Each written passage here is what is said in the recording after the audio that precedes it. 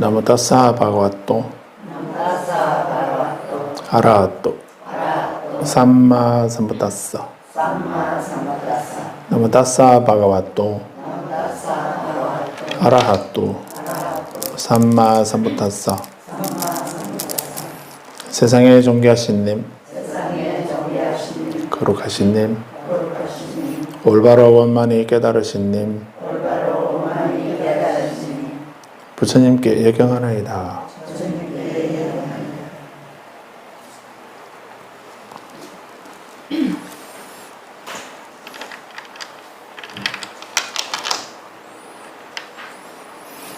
(231쪽) 21절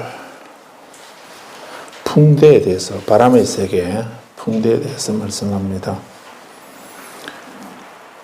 지수화풍에 대해서 말씀을 하셨습니다. 그 중에 그래서 물질이든 또 물의 세계, 불의 세계, 바람의 세계, 이런 그 4대와 4대에서 파생된 그런 세계, 그런 대상들에 대해서 정확하게 이해하는 것이 중요합니다.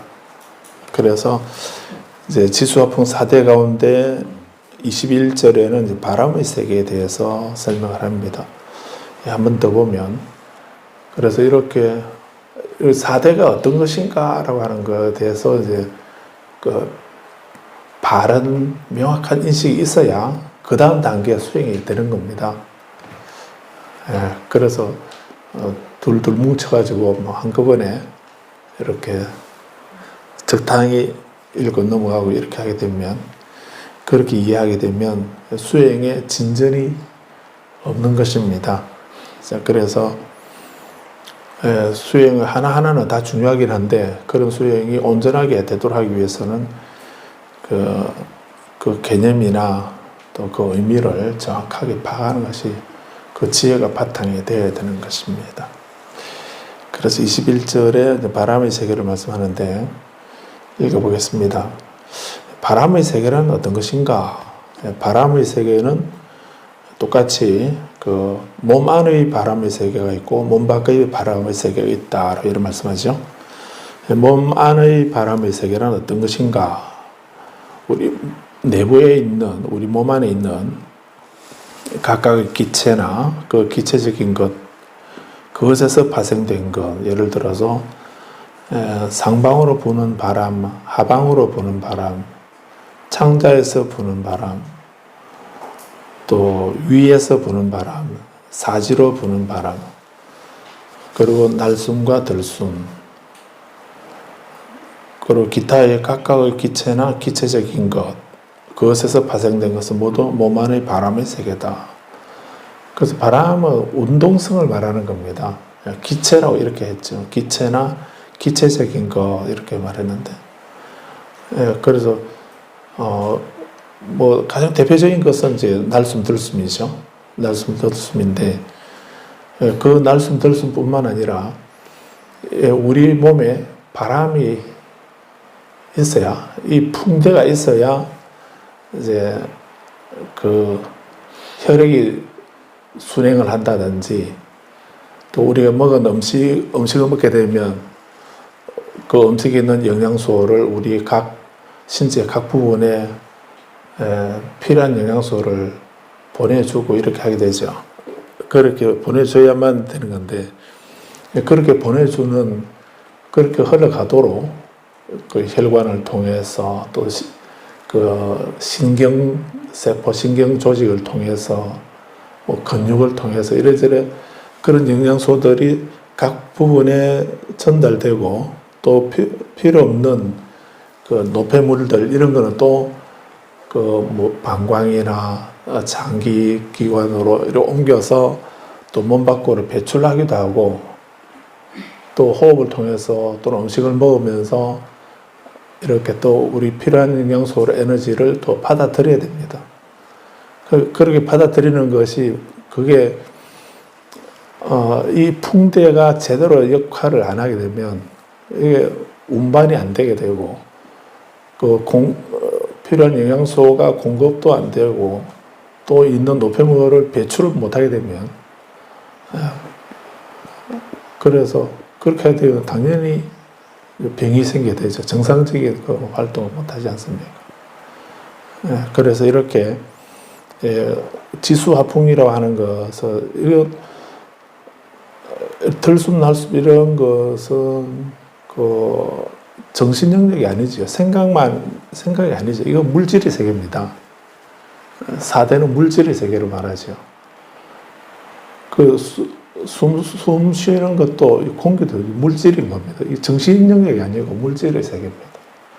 그래서 숨을 들이쉬고 또 내쉬고 이렇게 하는 거 하고, 그리고 또 좀 다른 얘기지만 우리가 수행을 하게 되면은 뭐 아무것도 없는 상태에서 그 사람이 수행을 하게 되면 기가 나온다 이렇게도 하기도 하고요. 그 기 치료하는 이런 분들도 안 했습니까?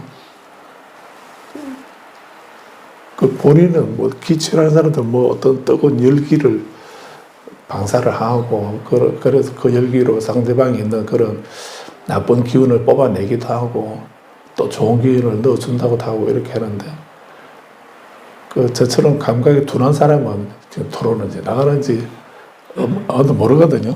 근데 거기에 수행이 깊어진 사람은, 그 감각이 예민한 사람은 그거는 느끼지 않습니까? 근데 그거는 말로만 뭐 손으로 이렇게 한다 해서 들어가는 보이나요? 안 보이는데도, 근데 그 들어가는 게, 그래서 기를 넣어준다든지 뽑아낸다든지 이렇게 하면, 그거는 일단은 그런 것은 우리 육안으로 안 보인다고 해서 뭐 그런 게 어디 있냐 이렇게 말하면 안 되는 겁니다. 그거는 아무튼 그런 기도, 그런 기운에 이런 것도 물질의 세계다. 지수화풍에서 풍의 세계, 물질의 세계다라고, 그 자체를 풍이라고 말할 수는 없지만은, 그렇게 그런 것마저 기마저도 그런 어떤 것이라든지 또는 그 수행을 하면은 방광하기도 하거든요. 빛을 보기도 하고 본인 몸에서 빛을 내기도 하고 뭐 그렇게 하지 않습니까? 그런 것도 그게 어떤 착시라든가 환상을 본다든가 헛것을 봤다든지 막 이런 거, 그런 게 아니고요. 그 빛마저 빛도 정신 영역이 아니고 그건 빛은 물질의 세계입니다. 빛도 물질의 세계이거든. 그래서 그 물질에 이제 거친 물질이 있고 미세한 물질이 있고 뭐 이렇게도 하겠지만, 아무튼 그런 것, 또 그런 물질이 있는 것처럼 우리 몸에도 이렇게 단단한 그 지대, 지수화풍에서 지대 하면은 땅이라는 말, 땅지자잖아요. 그래서 지대 하게 되면은 그 물질에는 그 지대처럼 단단한, 딱딱하고 단단한 이런 성질을 가진 물질도 있다, 이런 의미로 이해하시면 됩니다. 그 다음에 수대, 물이라고 하는 물질, 이런 것은 흘러가는, 만물은 흘러간다, 이렇게 하듯이 흘러가는 거, 이런 것을 말하는 것이다 하지만은, 수대는 이제 젖는 성질을 갖는 것입니다. 딱딱한 것에서 젖게 만드는 그런 성질을 가지고 있는 거, 그 대표적인 것이 물이라는 이런 얘기죠. 그래서 물은 뭐 낙동강 물만, 바닷물만 물만이 아니고, 그래서 새벽에나 밤 늦게 이렇게 걸어 다니게 되면 비가 안 오는데도 뭐 옷이 좀 눅눅하다든지 이렇게 하지 않습니까? 그러면 그게 우리 바닷물 같은, 강물 같은 그런 물은 주변에 없어도 주변에 이렇게 우리 그 옷이나 이런 마른 것이 젖게 만드는 이런 성질을 가지고 있는 물질이 우리 주변에 이렇게 있기 때문에, 그런 것이 우리를 딱딱하게 내 몸을 두들겨 패는 것이 아니라 많은 옷을 젖게 만드는, 비가 안 오는데도 젖어들게 만드는 그런 물질이 주변에 있어서 그 옷이 젖게 되는 건데, 그렇게 젖게 되는 그거는 다른 그런 물질은 우리는 수대라고 하자, 이렇게 부른 것입니다. 화대라고 하는 거는 이제 불이라고 하는 것인데요. 뭐 태우는 이런 성질을 가지고 있는 걸 말하죠. 뜨거운 성질, 따뜻한 성질, 뜨거운 성질, 이런 것을 화대라고 이렇게 말한 것이었고, 그 다음에 오늘 지금 보는 풍대는 그렇게 움직이는 거, 그 바람 나는가, 바람이 불어오는가, 이렇게 그 불어오는 바람뿐만 아니라 이 활동성을 갖는 거, 이런 것을 이제 풍대라고 한다라고 이렇게 이해하시면 되겠습니다. 그래서 바람은 쌍방으로 위로 부르는 바람, 하방으로 부는 바람, 장자에 부는 바람, 쌍방으로 부는 바람. 이거 보통 우리 수행을 잘못하게 되면 또 열기가 위로 떠버리게 되면, 그 우리 수행하면 그 열기 기운이 어디에 집중돼야 됩니까? 기운은 단전에 모여야 됩니다. 단전에 있으면은, 단전에 힘이 다 들어가게 되면, 그러면은 신체 균형이 잡히고, 걷거나 앉거나 이렇게 하더라도 자세가 균형이 잡히게 되거든요. 그리고 또 그렇게 균형이 잡히게 되면 또 우리 마음도 편안해지게 됩니다. 마음도 밝아지게 되고 편안해지게 되고 이렇게 한데, 근데 그 단전보다 더 아래로 내려가 버리거나 그렇게 해도 문제가 생기게 되고요. 또 단전보다 위로 떠버리게 되면, 위로 올라가 버리게 되면 안 보이죠. 안 보이는데 위로 뜨게 되면은 그걸 우리가 상기되었다 이렇게도 말하거든요. 그 위에서 부는 바람은 위로 올라가 버리는 이런 것이 되기도 하겠죠. 그렇게 되면 이제 머리가 아프다든지, 뭐 얼굴이 벌겋게 된다든지, 불안해진다든지, 이렇게 해서 아무리 수행을 오래도록 한 사람이라도 마음을 잘못 써서 상기가 되어버리게 되면 그걸 쉬어야 됩니다. 그때는 다른 약이 없습니다. 그 상기된 거를 밑으로 내리는 강화제 약은 없습니다. 또 속이 더부룩하면은 그런 약을 먹어서 이렇게 배출시킬 수도 있겠지만은, 위로 떠 있는 이 상기된 거를 아래로 내리는 약은 아직은 없는 것 같습니다. 제가 약국에 안 내려봤는데 아직은 없는 것 같습니다. 그래서 수행을 해서 그 수행은 이제 의식을 단전으로 위로 떠 있는 마음을 아래로 자꾸 내리는, 의도적으로 의식적으로 계속 기운을, 중심을 여기 안 두고 아래로 내리는, 이렇게 또 해야 되고, 그렇게도 하면서 어제는 쉬어야 된다고 또 얘기를 합니다.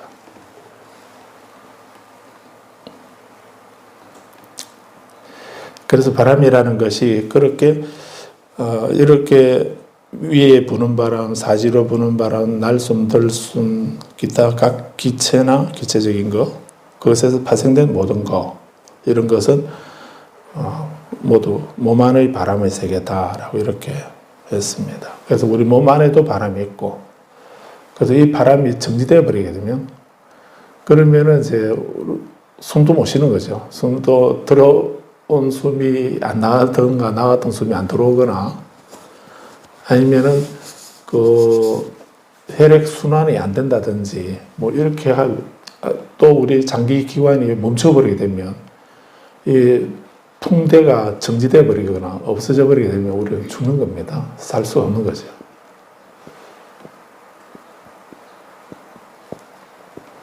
그렇다고 해서 바람 나는 걸 좋아하면 안 되죠. 그건 또 다른 겁니다. 그런데 아무튼 이렇게 우리 몸 안에 풍대가 있는가 하면 몸 바깥에도 풍대가 있다라고 이렇게 말하죠. 그래서 이러한 몸 안의 바람의 세계하고 몸 밖의 바람의 세계, 이것을 바람의 세계, 풍대, 풍대, 바람의 세계라 한다. 그래서 이렇게 몸 안의 바람의 세계는 몸 밖의 바람의 세계, 이건 대단한 위력을 가지고 있는 것입니다. 우리 몸 안에 있는 바람의 세계도 이게 정말 위대한 거죠. 이것이 우리가 등한히하고 소홀히 해서는 안 되는 겁니다. 그리고 이것이 제 위치에서 제 역할을 할 수 있도록 해야 되고, 또 조화롭게 할 수 있도록, 또 자연스럽고 조화롭게 할 수 있도록 들숨날숨도 그런 다른 생각에 의해서 이 들숨이나 날숨이나 거칠을 지거나 이렇게 해서 하도록 해서도 안 되고, 그렇게 하게 되면, 그래서 균형이 깨지게 되면 병이 생기게 되는 거죠. 그런데 또 몸 밖에 있는 바람의 세계도 지금 조금 더우니까 선풍기 바람으로 바람을 일으켜가지고 또 우리 몸에서 일어난 열기를 식히기 위해서 바람을 저렇게 강제적으로 일으키기도 하지만은 또 계절에 따라서 태풍이 불거나 이렇게 하게 되면 그 태풍이나 배울이 태풍을 그런 바람들의 위력은 우리가 상상할 수 없을 만큼 또 강력하지 않습니까? 그래서 산들거리는 그런 바람은 좀 미풍에 그런 봄날에 그런 바람들은 정말 향기롭고 간지러운 그런 바람이 있는가 하면은 주변에 있는 물건들 다 날려버리고 부숴버리고 파괴시켜버리는 그런 강한 태풍의 바람도 아니겠습니까? 그래서 이 바람의 세계는 위대한 것입니다. 그래서 사대, 풍대 이렇게 말하는 겁니다. 바람의 세계는 위대한 것이기 때문에 대자를 쓴 거다라고 볼 수 있습니다. 근데 그 자체를 보면은 땅의 세계든 물의 세계든 불의 세계든 바람의 세계든 그런 세계가 몸 안에 있는 것도 위대하고 몸 바깥에 있는 것도 위대한 것입니다. 그런데 그것이 절대적이고 영원하고 절대적인 것이 아니고 그것 또한 어떤 조건에 의해서 생겨났다라고 하는 것. 거기에 그 위대함이 영원히 불변의 실체로서 영원히 단단하고 영원히 흘러가고 영원히 젖어 들어가고 영원히 불타게 하고 영원히 바람 부는 이런 거는 없다는 것입니다. 그런데도 우리는 단지 그 보이는 그 한 단면만 보고 그것이 정말 놀랍다, 위대하다 하는 이런 생각을 해서 이게 내다. 이것은 내 것이다. 이것이 나의 자아다. 라고 하는 집착을 하게 되는 거죠. 그게 일반적인 우리 중생들의 모습입니다. 그런데 우리는 이제 부처님은 우리 수행자들은 이제 그것이 그 위대함에 짓눌려서 그거에 집착하고 그것이 나라고 생각하고 이렇게 하는 그런 집착을 그거는 잘못된 견해죠. 잘못한 거죠. 그게 위대한 면도 있기도 하지만 그것이 영원한 것이 아니라 그것 또한 어떤 조건에서 발생된다. 그리고 그 조건이 결합해가지고 또 다른 몸이라든가 또는 어떤 사물이라든가 소리라든가 이런 식으로 연계한 것이지 그것이 영원히 불변의 실체로서 만고불변의 실체로 이렇게 존재하는 것은 아니다 하는 그것을 가르쳐 주신 부처님 가르침은 그걸 알아라 라고 하는 것입니다. 그래서 뒤에도 나왔지만은 오는 연기한 것이다. 결론은 그겁니다. 그것만 알면 됩니다. 오는 연기한 것이다. 근데 연기한 것인데도 우리는 연기한 게 아니다라고 생각하기 때문에 번뇌를 일으키는 거거든요. 근데 연기한 것이다 하는 것을 알기만 하면 그 다음에는 문제가 달라집니다. 연기한 것이다라고 알기만 하면 연기한 것이라는 걸 알게 되면 어떤 생각으로 발전됩니까? 연기한 것이라고 하면은 연기한 것을 속성이 뭐죠? 한번 더 밑에 가서 말씀드리겠습니다. 그래서 이 부분을 다시 한번 보시면 그러한 것을 이것은 나의 것이 아니고 이것이야말로 내가 아니고 이것은 나의 자아가 아니다. 이걸 주문처럼 외워야 됩니다. 주문처럼 그냥 아자아자 바라아자 바라성아자 모지사바 이것만 하지 마시고요. 그거 하지 마시고 옴 이것은 나의 것이 아니고 이것이야말로 내가 아니고 이것은 나의 자아가 아니다 사바하 이렇게 이 구절은 주문처럼 외워야 됩니다. 늘 외워서 순간순간 내가 보면 볼 때마다 이것은 내가 나의 것이 아니고 이것이 내가 아니고 이것이 나의 자아가 아니다. 들으면 그 듣는 것이 이것이 내가 아니고 이것은 나의 것이 아니고 이것은 나의 자아가 아니다. 이렇게 알아차릴 수 있는 삿대할 수 있는 그 지혜의 힘만 갖추게 되면 고는 안 일어나는 거예요. 고를 소멸할 수가 있는 것입니다. 그 말이 그렇다는 거지 이렇게 하면 안 되는 거예요. 그래 우리가 매 순간 그 1월 1일 날 한 번만 이렇게 하면은 나머지는 363일은 그냥 그 잊어버리고 지나도 되는가 그런 거 없습니다. 매 순간순간 찰나찰나 이렇게 우리가 지각할 때마다 어떤 대상을 인식하고 지각할 때마다 그것이 내가 무엇을 지각하고 있구나 무엇을 하고 있구나라고 알아차렸을 때 그 알아차린 그 내용이 그 대상이 그것이 이것이 나가 아니고 이것이 나의 것이 아니고 이것이 나의 자아가 아니다 라고 하는 이런 색임을 확립할 때 그때 우리는 거기에 대해 그걸로 해서 다른 번뇌가 일어나지 않게 된다는 얘기죠. 그래서 이거 단 한 문장이지만 우리가 늘 이렇게 이런 지혜를 갖는 것이 정말 중요합니다. 그래서 이 지혜를 갖는 것에 익숙해지도록 하는 것. 지금은 의식적으로 그냥 어떤 볼 때마다 이 문장을 외우면서 그렇게 이것이라는 말은 내가 그 순간에 내가 인식한 그 대상을 말하거든요. 그 대상들이 이것이 나의 것이 아니고 이것이 내가 아니고 이것이 나의 자아가 아니다 라고 이렇게 생각하고 그렇게 해서 이 습관적으로 그럼 뭔가 우리의 대상을 보면은 보는 거에 대해서 우리는 어떻게 하나요? 바로 어떤 느낌을 갖게 되죠. 느낌을 가져오면서 느낌은 세 가지입니다. 거기에 세 가지를 말하지 않습니까? 좋다는 느낌하고 싫다는 느낌하고 또 덤덤한 그런 느낌 이 세 가지를 불고불락의 느낌 이 세 가지를 말합니다. 근데 우리는 그렇게 매 순간 이 세 가지 중 하나를 계속 일으키게 되어 있습니다. 좋으면 좋다는 생각, 싫으면 싫다는 생각, 또는 뭐 그런가? 이렇게 하면서 덤덤한 생각, 이렇게. 덤덤한 생각, 그거는 좀 좋은 거라고 생각하시나요? 덤덤한 생각, 그거는 다른 분들을 안 일으키겠습니까? 덤덤한 생각은 오히려 더 무서운 거라고 볼 수 있습니다. 얘는 어디로 튈지 모르니까요. 그 덤덤한 것은 어리석은 건 무지한 겁니다.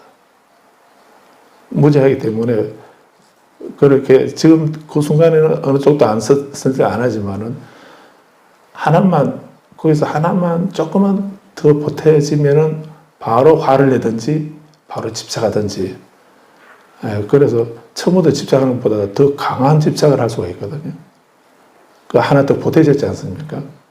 근데 그렇기 때문에 이게 덤덤한 게 더 무서운 거죠. 그래서 그 느낌을 안 갖는 거하고 불고불락의 느낌을 갖는 거하고는 다른 겁니다. 지혜로서 느낌을 그 수를 일으키지 않는 거하고 그냥 그저 그래 그저 그래라고 이렇게 해서 덤덤하다라고 이렇게 하는 거하고는 그거는 수행으로 얻어지는 것이 아니거든요. 그거는 그 순간 지혜가 없어서 우치한 상태이지 그것이 지혜는 아닌 겁니다. 그래서 우리는 이렇게 매 순간 느낌을 가지게 되고요. 그 느낌으로 해서 다음으로 그 느낌에 따르는 그 취착이 이루어지는 것입니다. 그것을 취라고 하는 거죠.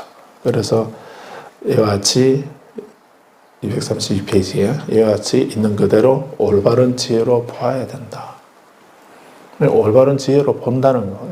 이것이 이게 수행인 겁니다. 그래서 매 순간 우리는 늘 올바른 지혜로서 보는 그렇게 할 수 있도록 하는 거예요. 이게 이렇게 올바른 지혜로 보고 있을 때 그때는 우리는 뭐라고 합니까? 그런 상태를 깨어있다라고 이렇게 말하는 겁니다. 깨어있다는 말이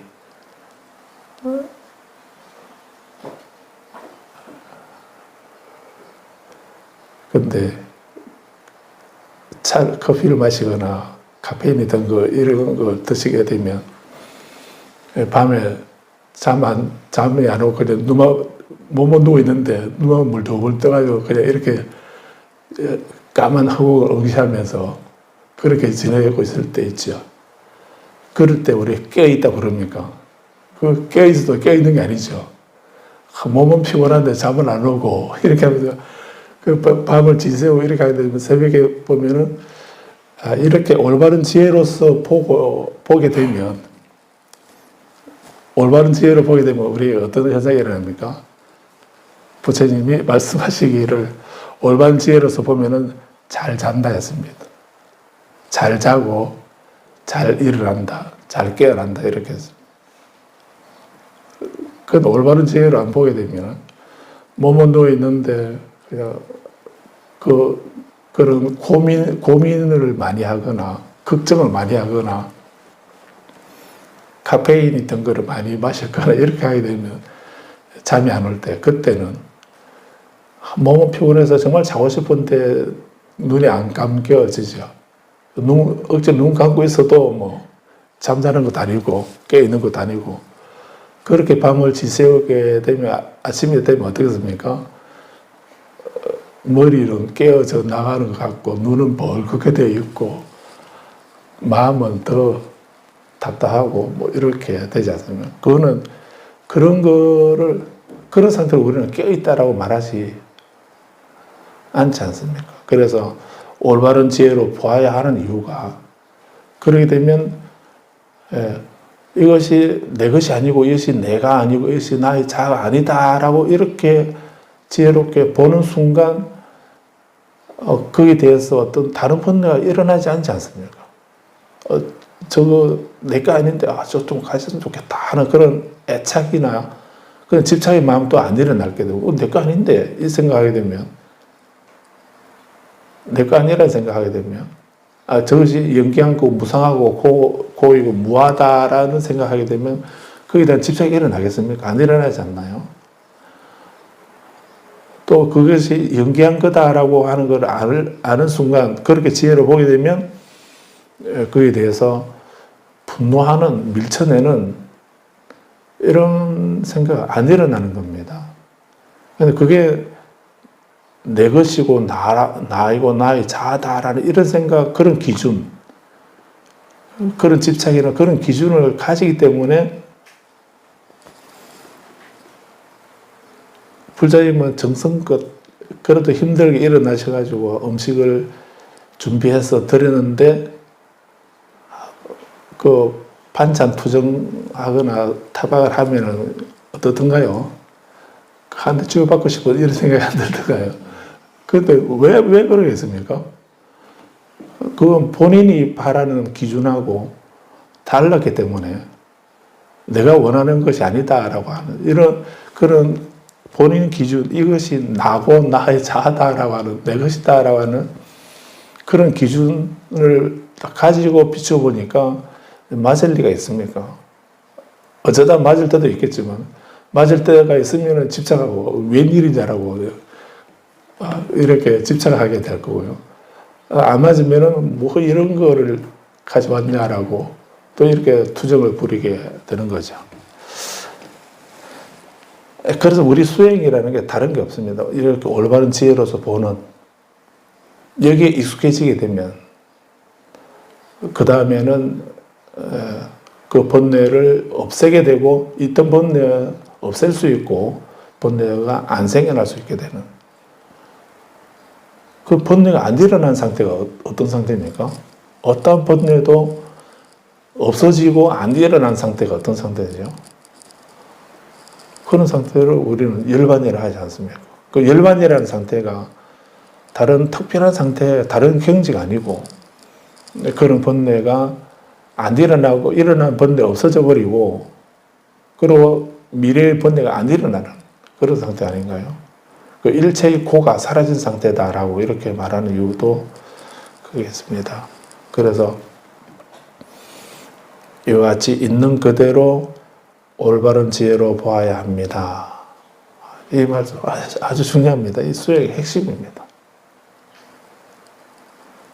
거기서 행문을 어떻게 할 건가, 육바라밀을 어떻게 할 건가, 사스법을 어떻게 할 건가, 37조도품을 어떻게 할 건가, 왕생의 원을, 정토의 원을 어떻게 세울 건가, 그런 건 2차적인 문제입니다. 이게 올바른 지혜로서 관찰할 때 그런 문제는 다 해결이 되는 건데, 올바른 지혜로 관찰이 안 되게 되면 그런 건 아무 의미가 없습니다. 그건 또 다른 하나의 번뇌가 될 수도 있을 겁니다. 그래서 이렇게 있는 그대로 올바른 지혜로서 본다 하는 이런 거, 이 부분을 놀랍게도 대일경에서 비로자라불에서 하신 대일경에서 여실지자심이라고 하신 겁니다. 여실지자심. 있는 그대로 자신의 마음을 있는 그대로 봐라. 있는 그대로 올바른 지혜로서 봐라. 그 초기경전이나 뭐 대성경전이나 밀교나 선이나 그 말씀의 핵심은 이거 아닙니까? 있는 그대로 올바른 지혜로서 보는 거. 이거 위에 따로 없습니다. 더 분석적이고 논리적인가? 아니면 더 직관적인가? 그런 거는 2차적인 문제입니다. 그 핵심은 어느 쪽이든 핵심은 바로 이겁니다. 있는 그대로 올바른 지혜로서 보는 거. 그렇게 있는 그대로 올바른 지혜로서 보아서 바람의 세계에, 그렇게 보게 되면 바람의 세계에 매혹되지 않고 바람의 세계로 향한 마음을 소멸시킨다. 참 대단한 말씀이죠. 올바른 지혜로서 왜 봐야 되느냐? 올바른 지혜로 보기만 해라. 그렇게 보기만 한다면 그 본 대상의 세계에, 그것이 바람의 세계이든 불의 세계, 물의 세계, 땅의 세계이든 어떤 세계이든 어떤 대상이든 그 세계에 매혹되지 않는다. 미혹되지 않는다. 미혹되지 않는다는 말은 무슨 말일까요? 매혹되지 않는다라고. 매혹이라고 번역했는데, 매혹이 무슨 말인가요? 고혹적이다. 어떤 자태가 고혹적이다 들어보셨나요? 매혹적이다. 여기서 매혹되지 않고 하는 그 고혹적이고 매혹적이고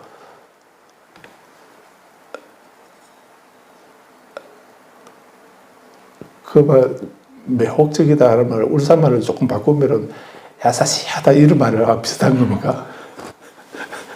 그 말하고 같은 건가요? 여기서 매혹이라는 말 그 말이 아닙니다. 매는 어두울 매자죠?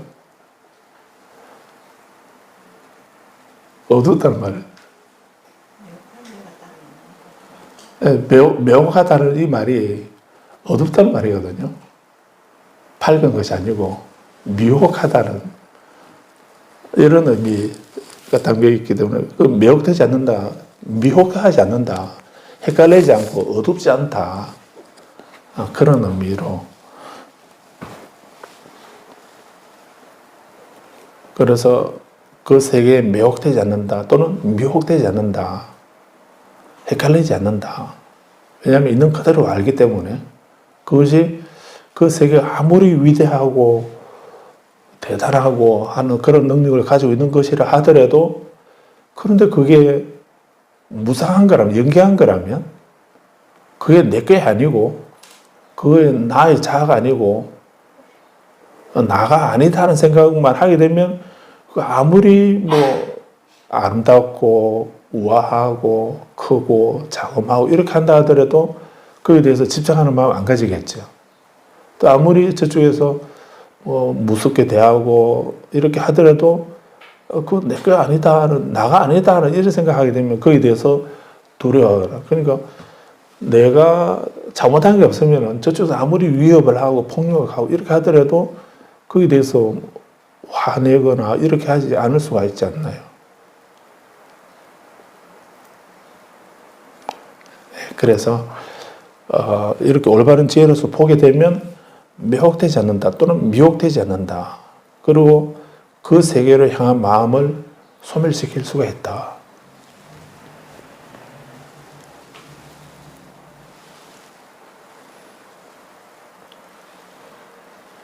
어떤 정신적으로 많이 집착을 하거나 충격을 받거나 이렇게 하게 되면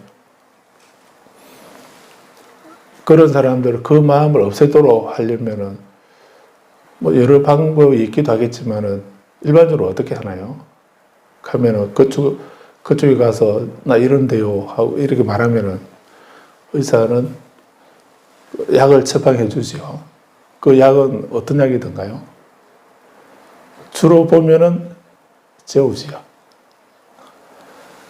네, 신경안정제, 말은 좋은데요. 신경안정제 이렇게 말하는데, 그런데 의사 들으면 뭐라 하실지 모르겠는데, 그 보면은 그냥 그 생각에 처져들지 않도록 그냥 재워버리면, 그래서 그 약 먹고 좀 한숨 자고 나면 좀 편해진다, 뭐 이렇게도 말하는데, 근데 그 근본적인 치료가 아닌 것이 계속 그쪽으로 향하는 마음은 계속 가지고 있는데, 그냥 그쪽으로 향하는 마음을 계속 그쪽으로 기울이고 그쪽으로 향하는 그 마음을 좀 향하지 않도록 하기 위해서 그래 하는 방법, 가장 쉬운 방법이 그냥 안 보도록 하고 안 듣도록 하고 생각 안 하도록 하는 방법이 재워버리는.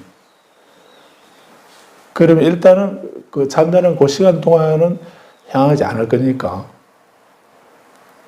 근데 깨어나게 되면 또 그쪽으로 향하지 않습니까? 그런데 상황은 좀 달라졌기 때문에 1시간 지나고 1시간 자고 난 뒤 1시간 후하고는 이제 우리 호르몬 분비도 조금 균형이 달라졌고 또 주변 상황도 조금 달라졌기 때문에 조금 그쪽으로 향하는 마음을 조금 무디게 또는 더디게 이렇게 할 수는 있겠죠. 그렇게 해서 하루 이틀 계속 이런 약을 먹다 보면은 나중에 이제 그쪽으로 향하는 마음을 바꾸거나 없애거나 이렇게 해서 이제 신경의 마음의 안정을 되찾게 되는 그런 경우도 안 있나요? 그래서 그렇게 약물을 의지해서 그쪽으로 향하는 마음을 멈추거나 없애거나 바꾸거나 이렇게 할 수도 있고, 근데 우리 지혜로운 우리들은 어떻게 합니까? 그때 옴달에 두 달에 둘에서 이렇게 엄만에 번명한다든지 아미타불 관세음보 이렇게 연부를 하거나 독경을 하거나 명상을 하거나 이런 걸 해서 마음이 동시에 계속 이렇게 사방팔방으로 계속 이렇게 할 수가 없기 때문에 마음은 매 순간 그 한 마음뿐이거든. 하나의 대상에만 집중할 수밖에 없습니다. 그 마음이 동시에 보기도 하고 듣기도 하고 알아차리기도 하고 이런 것이 다 동시에 다 이루어지는 것이 아니고 그때 찰나찰나 하나입니다. 하나의 대상만 인식하게 되어 있습니다. 그래서 이게 왜 그러냐라고 이 생각에서 방향을 바꾸어서 이쪽으로 그 초점을 위치를 좌표로 옮겨만 주면은 그러면은 그런 강한 집착이나 그쪽으로 향하는 마음이 다른 쪽으로 향하도록 막 살짝 바꿔주는 이게 수행인 겁니다.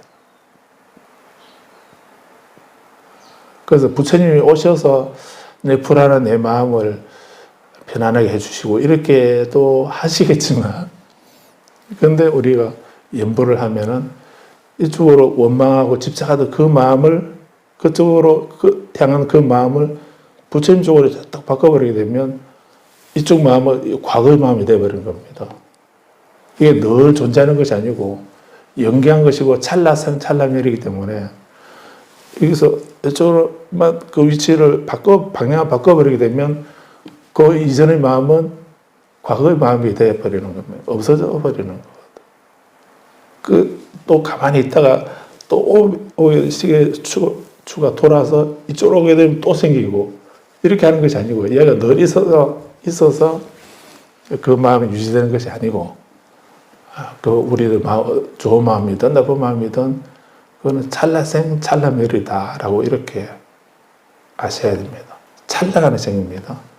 또 갑자기 찰나에 생겼다가 또 그대로 늘 있는 게 아니고요. 늘 있는 게 아니고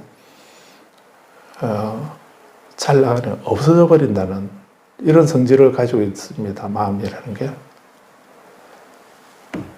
그래서 그 세계로 향한 마음을 소멸시키는 방법은 달리 다른 분의 놀라운 가피가 있어서 이루어지는 게 아니고요. 여기서 분명히 말씀하지 않습니까? 올바른 지혜로서 보기만 하면, 올바른 지혜로서 보기만 하면 그 세계로 향한 마음을 소멸시킬 수가 있다. 매혹하지 않고 미혹하지 않고 그 세계로 향한 마음을 소멸시키는 방법 단 하나, 여실지자심. 있는 그대로 올바른 지혜로 보는 것, 이것이라는 것을 명심하십시오. 22절에 때때로 몸 안의 세계도 그런데 몸 밖의 세계도 교란하게 된다.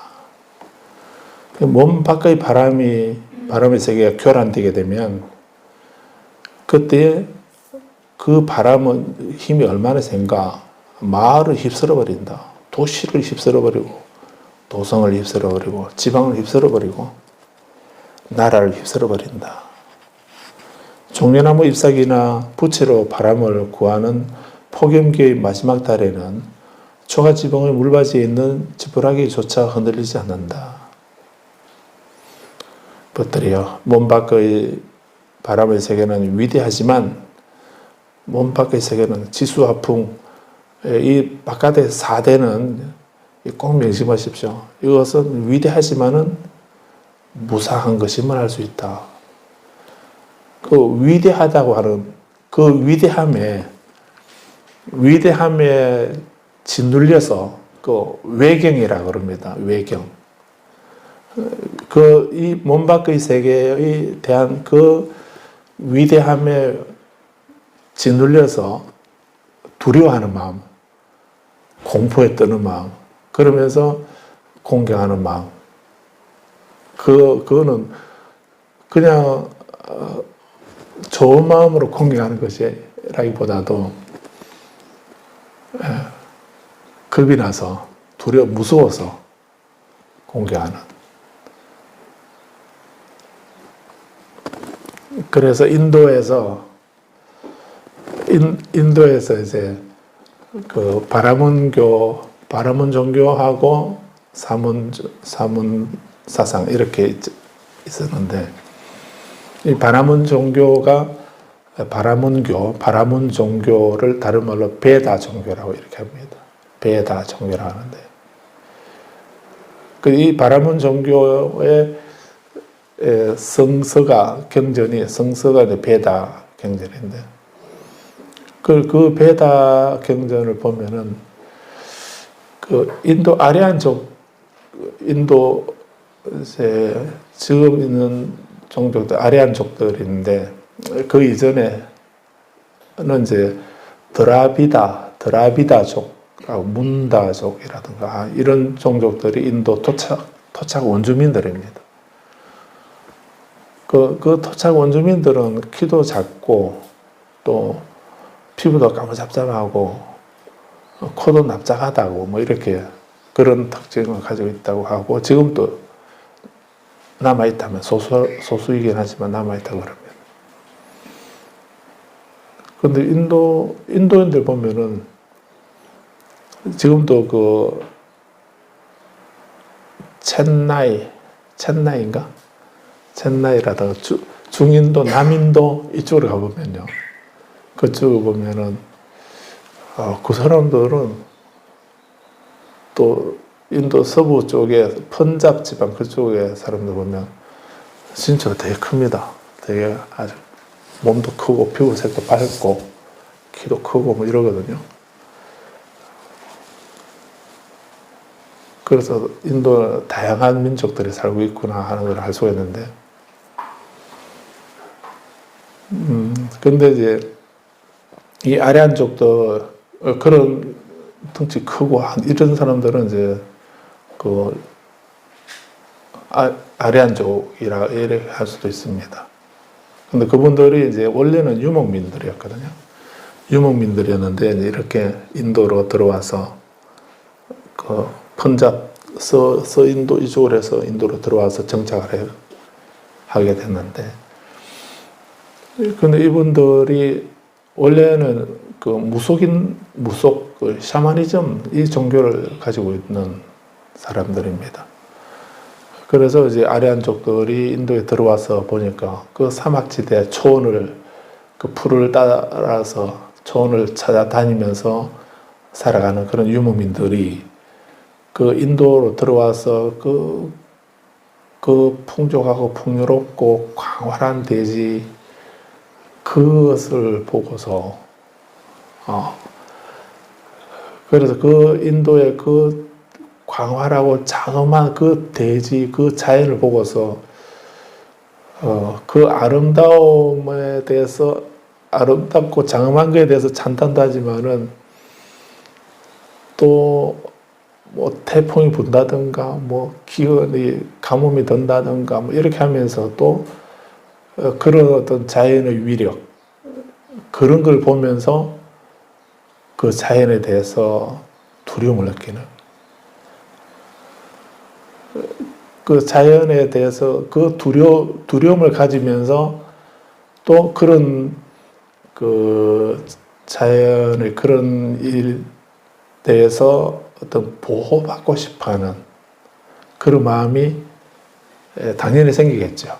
그래서 한편으로는 두려워하고 한편으로는 또 그런 그런 거에서 보호받고자 하는 그런 생각, 이 두 마음을 이제 한마디로 표현해서 외경한다 이렇게 말하거든요.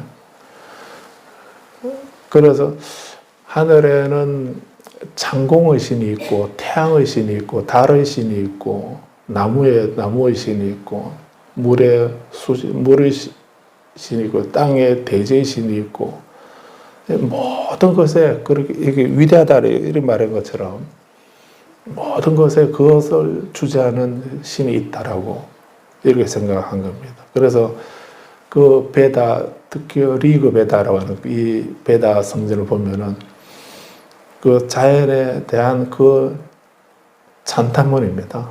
두려움을 가지고 그 장엄한 우리 인간의 힘을 어떻게 할 수 없는 거다라고 이렇게 생각하고, 그 자연의 위력 앞에 인간은 너무나 작고 왜소하고 작은 그런 우리들이 저런 그 위대한 힘에 의해서 보호받고 싶어하는 그런 생각에서 보호받을 수 있는 방법이 뭘까?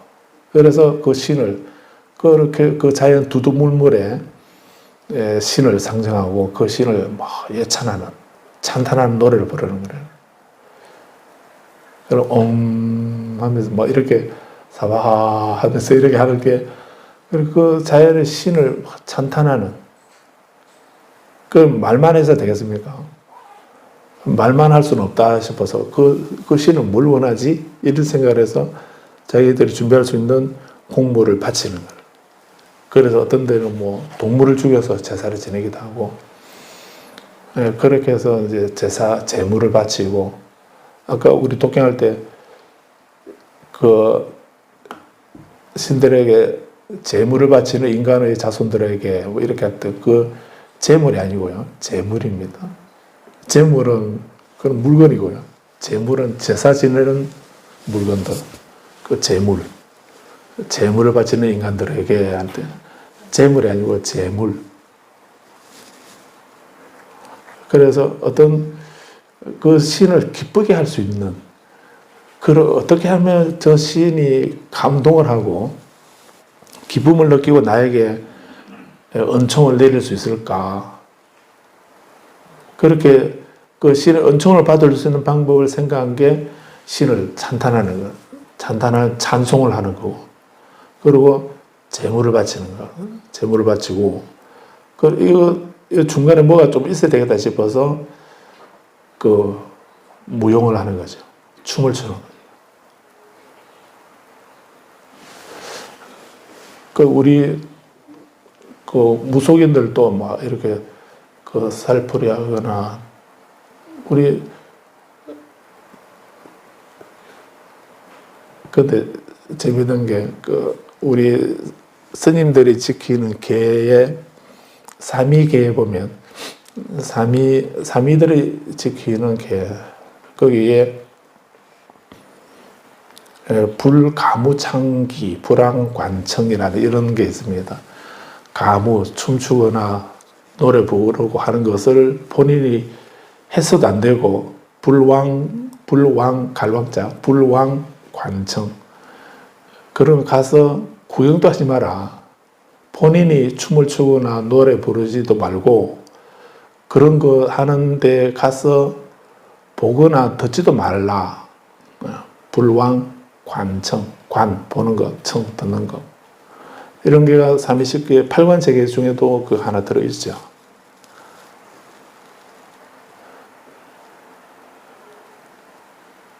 그런데 또 우리 그 큰 행사 할 때 다른 데 보면은 바라춤 추거나 성무를 하거나 뭐 그렇게 하는 거 보셨죠?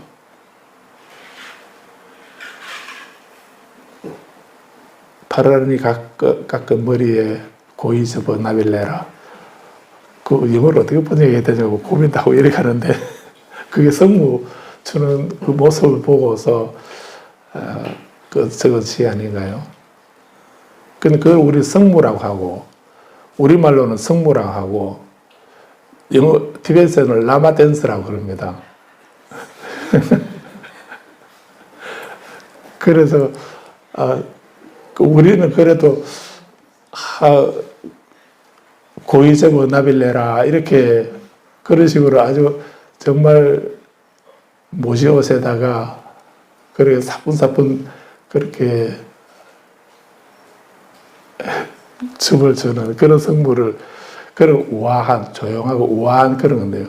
티베트 성물은 되게 아주 무섭습니다.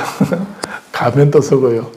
가면도 쓰고 뭐 이렇게 근데 또 그런 성무 전통을 하는 보통 우리 무속인들도 접신이 된 상태에서 그렇게 하는 구슬할 때 그냥 하는 거하고요. 접신이 되어서 또 구슬하는 분하고도 다르지 않던가요? 그분들은 어떻게 하던가요?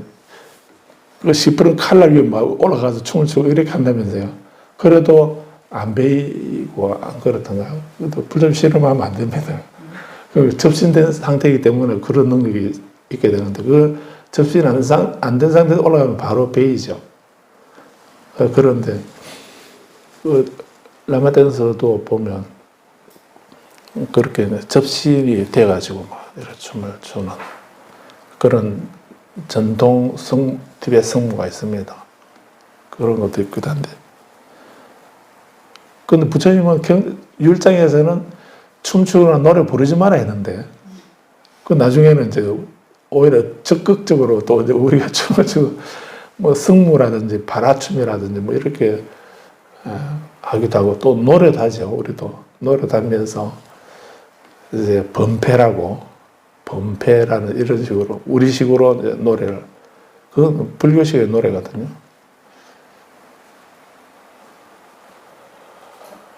그 개경기 우리는 금방 끝내지만은 이 번패로 하면은 이제 번패로 개경기 하면 한 30분 할 수 있거든요. 개 이렇게 하면서 이게 개짠만 가지고도 한 5분 정도 올렸다 내렸다 이렇게 했다 줄였다 이렇게 하면서 근데 그 어떻게 들어보면 되게 장엄하죠.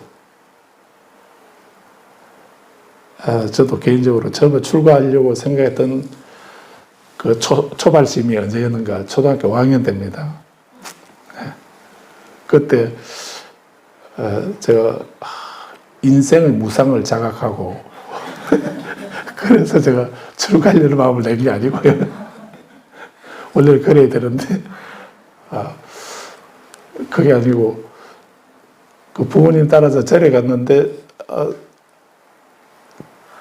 그때 지금 보니까 예수제를 하는 거였는데 그 스님 세 분이 법당에 서서 법당이 작으니까 바깥에 마당에서 법당을 향해서 서가지고 이렇게 연부를 하시는데 거의 준범패 수준이었는데요. 그때는 그걸 몰랐지만 그 난생 처음 들어보는 그 K-팝이 아니고 B-팝이었습니다. 그래서 그 연물 소리 듣고 그때 안 시켰는데 딱 드는 생각이 참 듣기 좋으네 이 생각이 아니고요. 놀랍게도 나도 커서 저리 가고 싶다 이 생각이 드는 그거 왜 그랬죠? 왜 그랬는지 모르겠는데 그때 제가 그 부모님 따라서 부모님이 절에 갈래? 이렇게 하실 때 아니요 지금 그 친구가 놀아야 되는데요 이렇게 하고 안 갔더라면 제가 갈 바닥에 좀 달아졌을지 모르겠는데 그때 그래서 바로 따라가서 처음 그 연불 소리 듣고 나도 커서 저렇게 하고 싶다 이 생각 그 생각 때문에 아마 출가가 된 것 같습니다.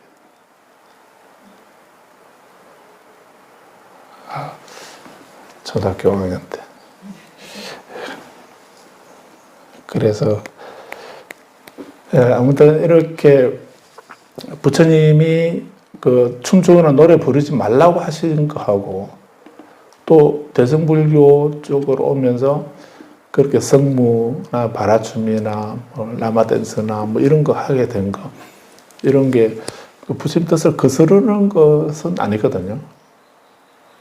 그래서 법화경에서도 이제 그 법당에서 부처님께 귀합니다라고 하는 그런 찬불과 노래 한 구절만 해도 한마디만 해도 성불한다라는 이런 얘기가 있지 않습니까? 그래서 대승불교에서는 또 부처님을 삼보를 찬탄하기 위해서 쓰는 그런 악기를 사용하거나 노래를 부르거나 춤을 추거나 이렇게 하는 것은 그거는 인정되고 있습니다. 그게 이제 우리가 지금 하고 있는 성무나 그 바라춤이나 라마댄스나 범패나 이런 거는 그 저래서 티베트 쪽은 보면은 우리는 그거 쓰는 게 목타하고 요령하고 하나 더 하면은 북이나 징 정도 이렇게 사용하죠. 네, 그러는데 티베트는 더 다양합니다. 어식 할 때 보면은 악기가 법구를 할 수 있는데 그런 게 여러 가지 많은 악기를 쓰거든요. 그렇게 사용하면서 이제 경을 읽고 다른 데도 외우고 연불도 하고 이렇게 하시는데 그래서 본인이 우리는 삼보를 찬탄하는 그럴 경우는 그 계를 어기는 것이 아니다라고 이렇게 대승에서는 그런 해석을 내립니다. 그런 해석을 하면서 오히려 권장하는 이런 식이라고 볼 수 있습니다. 근데 니까야나 아함이나 율장에서 하지 말라고 하신 거는 그거는 그때는 삼보를 찬탄 안 했는가 그 말이 아니고 그렇게 하지 말라고 하신 거는 바라문교에서 하는 그런 식의 춤이나 노래 이런 거는 하지 마라 라는 이런 입장이라고 볼 수 있습니다. 그래서 이제 그 세계가 그 자연 현상이나 이런 거에 대한 두려움 때문에 그 외경의 마음에서 두려움 때문에 또 그 두려움에서 보호받고자 하는 이 생각에서 그런 찬탄의 그 배다 경제 이런 것이 만들어졌다라고 이렇게 합니다. 그런 것처럼 우리도 그 위대하다는 거기에 대해서 짓눌려서 두려워하거나 또는 맹신하거나 이렇게 할 수 있게 되는데, 근데 그런 것이 위대하지만 무사한 것임을 알아라. 이 말씀을 기억해야 됩니다. 그래서 그 위대하다 또는 자음하다 하는 그런 생각에 대해서 두려움이나 또는 맹종하는 이런 마음을 가지면 안 되고, 그거는 어리석은 것이고, 그렇게 바람의 세계가, 몸 밖에 있는 바람의 세계가 아무리 마을을 휩쓸고 도시를 휩쓸고 도성을 지방을 나라를 휩쓸어버리는 그런 강력한 힘을 가지고 있다 하더라도, 근데 그건 무상한 거다라고, 무상한 거라고 알아야 된다는 것입니다. 무상하고 그 변괴한다, 변하고 파괴되는 거다, 파멸하는 거다, 파괴되고 소멸되는 거다, 그리고 변화한다. 다 무상을 다른 이름으로 이해하셔도 되죠. 무상하고 변괴하고 파멸하고 변화하는 것임을 알 수 있다. 지혜로 속으면 그렇게 이런 지혜를 얻을 수 있다는 겁니다. 그래서 객관적으로 잠시만 우리가 관찰해 보게 되면 그 바람이 그렇게 세도, 그래서 경전에 또 그런 말씀이, 이런 말씀을 쓰고 있습니다. 회오리 바람이, 바람 중에도 회오리 바람은 되게 무섭죠. 아주 무섭고 그 파괴력이 아주 허리케인 같은 이런 우리나라는 그런 태풍은 안 오긴 하지만 그 미국이나 인도 이쪽에 그런 허리케인 같은 그런 태풍이 지나가게 되면 그 회오리 바람에 이런 집들을 그냥 가비하게 틀어서 옮겨버려요. 그냥 그 기둥이 지나가는 쪽에는 모든 게 다 파괴돼 버리는 이런 거. 그만큼 그래서 그 바람이 지나가는 그 도시 완전히 초토화돼 버리지 않던가요?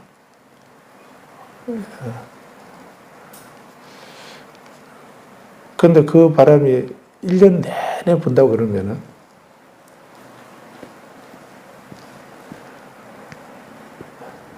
목성이라는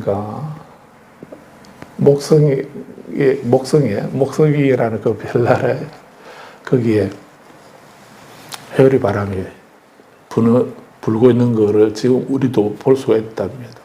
망원경으로, 우리 지구에서도 웬만한 망원경으로도 볼 수 있는,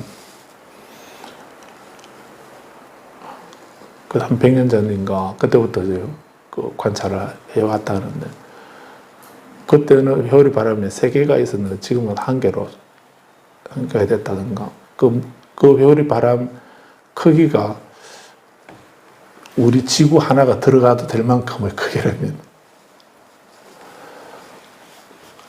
근데 그런 회오리 바람이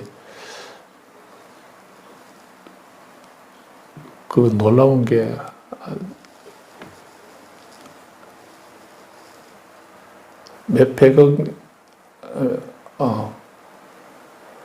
몇억 년 동안 계속 돌고 있다는 겁니다. 우리로서는 상상이 안 되는 건데요. 그 회오리 바람은 예외로 하고 우리 지구상의 회오리 바람은 늘 부는 게 아니죠. 거기는 몇백 년 계속 불고 있는 그런 회오리 바람이 목성에는 있다고 그럽니다. 그런데 우리 주변에 있는 회오리 바람은 영원히 부는 게 아니고 1년 내내 부는 것도 아니고 하루 내내 부는 것도 아니고 잠시 휙 하고 끝나버리죠. 근데 그렇게 없어지는 바람이지만 그 순간 그 바람은, 그 위력은 엄청나게 크지 않습니까? 그래서 위대하긴 하지만 무상한 거다. 변괴하고 파멸하고 변화한다. 이걸 생각하라는 것입니다.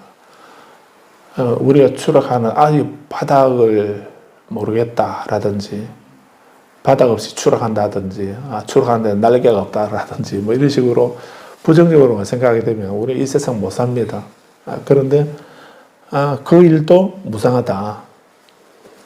변개하고 파멸하고 변하는 것이다 라고 하는 것을 알게 된다면은 우리는 다른 번뇌를 일으키지 않을 수가 있습니다. 하물며 이 가래에 집착된 조그만 몸뚱이, 저 위대한 바깥에 있는 위대한 바람의 세계도 저렇게 강력한 힘을 가지고 있는 그 바람의 세계도 무상하고 변개하고 변화하고 파멸하는 건데, 하물며 우리 몸뚱이 이 육신 안에 있는 그 바람의 세계, 이 몸뚱이에 나라든가 나의 것이라든가 나는 있다라고 말할 수 있겠는가? 내 몸 안에 있는 것도 무상하고 변개하고 파멸하고 변하는 거다라고 하는 이 지혜를 가져라는 이 말씀이죠. 오히려 결코 그런 것은 없다라고 할 수 있을 것입니다. 벗들의 어떤 수행성은 다른 자가 꾸짖고 질책하고 분노하여 상처를 준다면, 그래서 그 접촉 때문에 일어나는 거고 접촉은 무상하다고 라고 꿰뚫어 보게 된다면 신뢰와 안정과 해결을 얻을 수 있다. 이렇게 지난번 읽어봤습니다. 오늘은 좀 지나가서 26절에 마치 목재를 조건으로, 등굴을 조건으로, 집을 조건으로, 진흙을 조건으로 공간에 둘러싸인 집이라는 명칭을 얻게 되는 것처럼 뼈를 조건으로, 근육을 조건으로, 살을 조건으로, 피부를 조건으로 공간에 둘러싸여 신체란 명칭을 얻게 된다. 그러니까 우리 몸이라 하는 것도 이제 이 지수화풍 이것이 뭉쳐져 있는, 결합되어 있는 그것을 우리는 몸이라고 한 물질로서, 물질의 세계에서 몸이라는 이런 것 명칭을 얻게 됐는데, 이 몸이라 하는 것을 더 자세히 보면 지수화풍인데, 그래서 우리가 집이라고 하는 것이 목재라든가 등굴이라든가 지피라든가 진흙이라든가 이런 것으로 공간을 둘러싸놓고 사놓은 그것을 우리가 집이라고 부르는 것처럼 뼈나 근육이나 살이나 피부나 이런 것을 조건으로, 그런 것을 조건으로 공간에 둘러싸여서 신체, 몸이라는 이름을 갖게 되었다라고 하는, 그래서 몸이든 또는 지수화풍, 그 세세하게 그 지수화풍이든 어느 것들도 다 조건에 의해서 생겨났다라고 하는, 그리고 그것은 조건에 의해서 생겨난 연기한 것이기 때문에 그것은 무상하고 또 파멸되고 변화된다라고 하는 그 말씀을 해주신 겁니다. 그 다음에 27절부터는 이제 그렇게 몸이라고 하는 것이 생겼는데 안으로 시각 능력이 이제, 그래서 우리가 대상을 인식할 때에 그것을 받아들이는 주체가 있습니다. 그것을 근이라 이렇게 말하지요. 그래서 안으로 시각 능력이 있고 바깥으로 그 눈으로 볼 수 있는 색깔이라고 하는, 물질이라고 하는 대상이라고 하는 것이 있죠. 이렇게 인식할 수 있는 주체가 있고 인식할 수 있는 대상이 있는 거예요. 그 눈으로는 빛을 보고 귀로는 소리를 듣고 소리의 세계를 알고, 또 뭐 코로는 냄새의 세계를, 혀로는 맛의 세계, 이런 식으로 그 대상들이 그 세계가 있다는 이런 얘기죠. 자, 그런데 이렇게 우리의 몸이 형성되는데 안으로 시각 능력이 완전하더라도, 그냥 완전하다는 말은 제가 눈은 보는 거기 때문에 눈이 정상적이다는 이런 얘기입니다. 완전하다는 말은 그 시력이 나빠졌다든지 뭐 눈을 보지 못한다든지 보지 못하는 눈이라든지 뭐 하는 이런 것이 아니고, 시각 능력이 완전하다 하는 이 말은 정상적인 눈을 가졌다 하는 이런 의미로 이해해도 되겠습니다. 예, 눈으로는 정확한 시력을 갖추고 있는 그런 완전한 능력을 가지고 있다 하더라도 아주 재미있는 논리로 말씀하고 있습니다. 밖에서 형상이 시각 능력에 들어오지 않고 그 눈으로는 형상을 보지 않습니까? 볼 수 있는 것이 눈인데 눈은 정확한데 정상적인데 근데 밖에 있는 형상이 시각 눈 안으로 들어오지 않고 또 그것에 주의를 기울이지 않으면은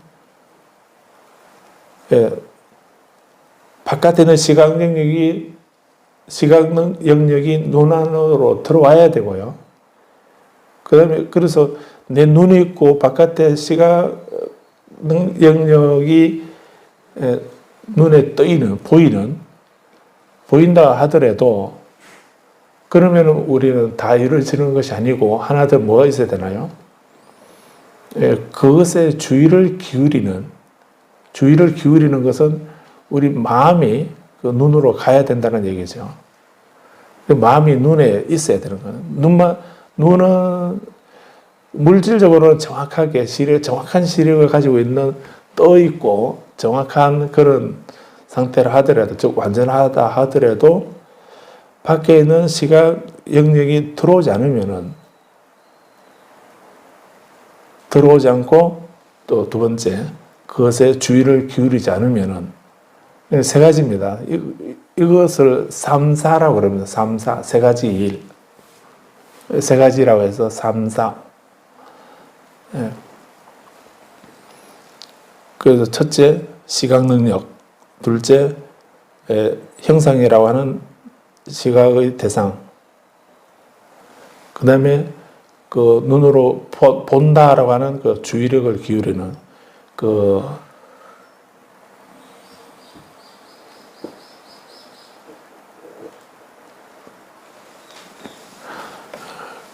그래서 이 세 가지가 결합될 때에 이제 어떤 좋다, 싫다, 덤덤하다 하는 이런 접촉이 그런 접촉이 일어나게 되고 접촉이 형성이 되는 것입니다. 그런데 그 접촉이 있어야 이런 접촉이 있어야 그 다음에 느낌이 일어나게 되거든요. 촉 다음에 수입니다. 그 접촉이 있어야 느낌이 생각이 나는데 그 접촉은 이 세 가지가 결합되어야 되는 겁니다. 세 가지가 화합되어야 접촉이 일어나는데 시각 능력은 완전하더라도 밖에 바깥에 있는 그 물질 형상이 시각 영역에 들어오지 않는다든지 또는 그것에 주의를 기울이지 않으면은 그것에 일치하는 의식이 나타나지 않는다라고 이렇게 일치하는 형성은 나타나지 않는다라고 이렇게 표현하고 있습니다. 그 다음에 지금 세 가지 방식으로 말씀하고 있는데 계속 두 번째 배터리 안으로 시각 능력이 완전하고 밖에서 형상이 시각 영역에 들어오더라도 두 가지는 이제 갖춰졌죠. 오더라도 세 번째, 그것에 주의력을 기울이지 않으면은 그것에 일치하는 의식은 나타나지 않는다.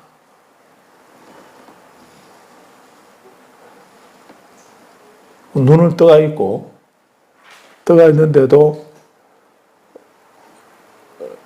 그래도 가만히 이렇게 있게 되면 우리가 손을 앞에 이렇게 흔들고 이래도 그럼 왜 대답을 안 하느냐라고 이렇게 근데 우리가 다른 생각하고 있으면 즉 의식이 거기에 주의력을 기울이지 않으면은 눈을 뜨고 있어도 못 보고 귀가 있어도 깨어 있어도 듣지 못하는 이런 상태가 되는 거죠. 그걸 말하는 것입니다. 그래서 주의를 기울이지 않으면은 그것에 일치하는 의식은 나타나지 않습니다. 세 번째, 배터리 안으로 시각 능력이 완전하고 밖에서 형상이 시각 영역 안에 들어오고 그리고 그것에 주의를 기울이면 비로소 그것에 일치하는 의식이 나타납니다. 이 원리만 알면은 이 원리를 제대로 이해하게 되면 이제 우리가 번뇌를 없애는 방법도 이 속에 들어있습니다.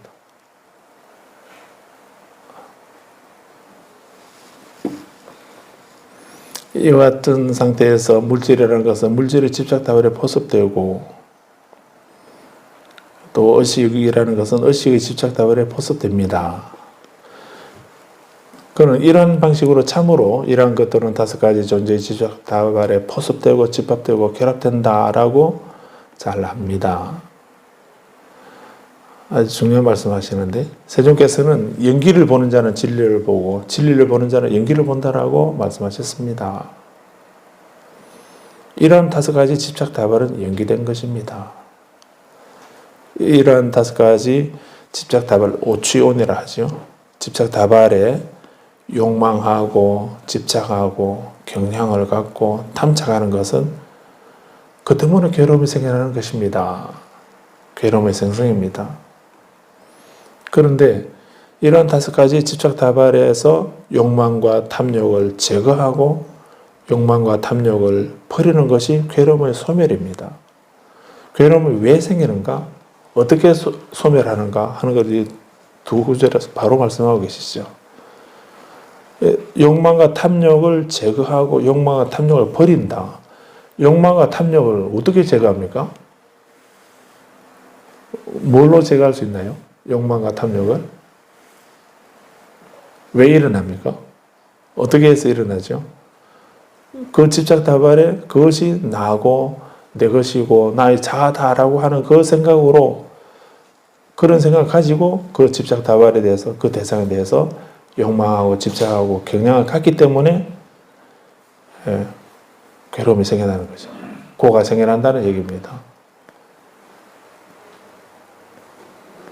근데 그런 집착, 그걸 왜 욕망 5개 집착다발이 왜 욕망하게 되죠?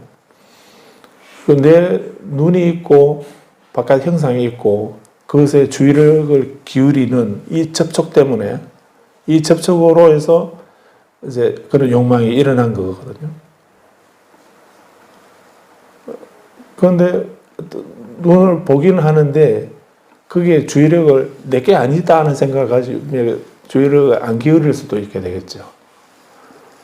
저게 나가 아니다 하는 생각하게 되면은 저게 우리가 어떤 값비싼 그런 물건을 보더라도 그것을 저건 내가 가져야 된다라고 하는 생각하는 순간, 그렇게 탐착하고 집착하는 순간 우리는 다른 그 여러 계산이 또 복잡하게 또 일어나지 않습니까? 그런데 아무튼 그렇게 우상을 자각하는 순간 그걸 욕망하지 않게 되고 집착하지 않게 되는 거죠. 욕망과 탐욕을 제거하고 버리는 거.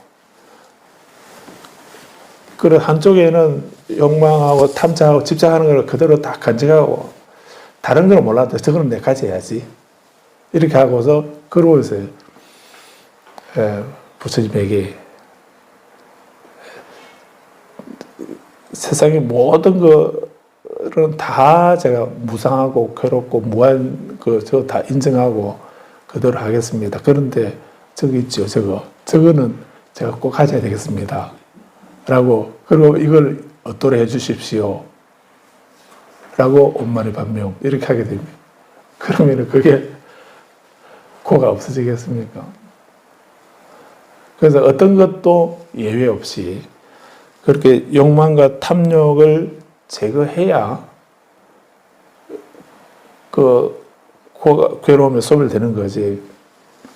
그거는 한쪽에 딱 꼽을 쳐두고 남겨둔 상태에서 또 어떤 해탈이라든지 깨달음이라든지 열반이라든지 이런 거를 추구한다면 그건 고의 소멸이 있을 수가 없는 것입니다. 그 해탈 열반은 그런 것이 아니기도 하고요. 그렇게 해서 괴로움의 소멸을 하게 되는데, 이렇게 되면, 괴로움을 소멸하게 되면 그 수행성들에게 많은 것이 성취된 것입니다 라고 이랬습니다. 많은 것이 성취된다는 말이 이게 무슨 말이죠? 많은 것이 성취된다.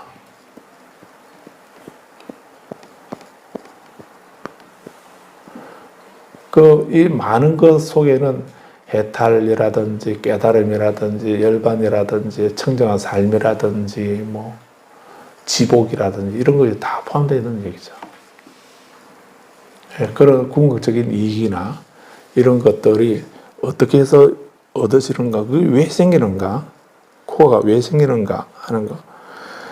욕망하고 집착하고 경향을 갖고 탐색하는 것 때문에 코가 생기는 건데, 근데 그 지혜로 있는 그대로 지혜로 바로 보게 되면 우리가 집착하고 그 욕망할 대상이 없지 않습니까? 무상한 거 가지고 무상하지 말라고 하는 거, 그건 말이 안 되는 얘기고요. 내가 없는데 내가 있도록 하라고 이렇게 하는 것도 그건 안 되지 않습니까? 그래서 있는 그대로 본다면은 우리 집착하고 욕망하고 경향을 갖고 탐색할 이유가 없는 거고, 그래서 지혜롭게 있는 그대로 바로 보아서 욕망과 탐욕을 제거하고 버리게 되면 나에게는 고는 소멸된다는 얘기입니다. 그렇게 되면은 우리는 많은 것을 성취해야 된다. 본인이 어떤 생각을 갖는가에 따라서 그것을 성취해야 된다라고 하셨습니다. 그래서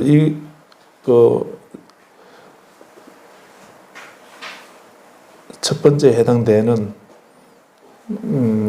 이 부분만 이해를 바로 하시면 물질의 세계